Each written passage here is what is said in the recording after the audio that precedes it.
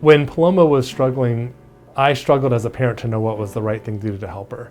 And what had worked for me when I struggled with things as a student, I just worked harder, put more sweat equity in, and I did better. And I assumed that that would work for Paloma as well. I would push her, I would say, you can do this. We would drill words again and again and again. After the 5th time she's seen the word, it was like she's seeing it again for the first time. And I realized that working harder wasn't necessarily better, but working smarter was what we should be focusing on.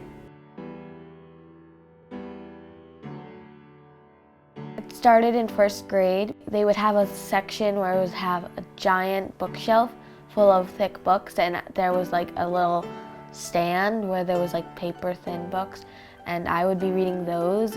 I felt so mad at myself. I'm just like, I can't read, and I was like falling behind in schoolwork. I felt helpless when I couldn't help her, and the stuff that worked for me and for my wife didn't work for Paloma. We felt a little lost. Made so much sense when we started learning and understanding about dyslexia. Children's brains are just different. They process differently. They need to learn in a different way. When this information came to me, I didn't really know much about learning disabilities or learning differences. I put all of my effort into trying to learn as much as I could, as quickly as I could. I went to places like Understood, and I read a ton of books that were really helpful for me to understand how do I best help her.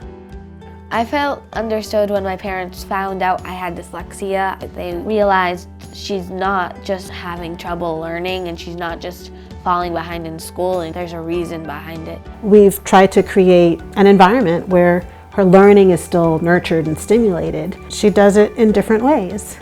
A person in a wheelchair can get into a building by crawling upstairs, but it would be much more effective if we built a ramp. Paloma has a learning difference. It makes it hard for her to read.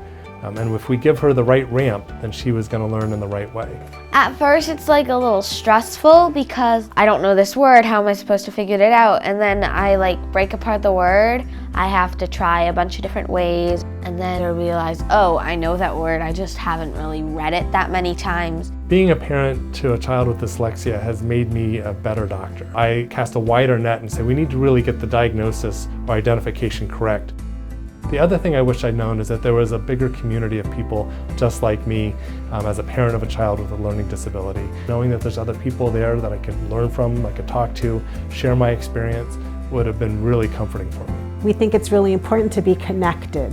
This is not a small special interest group.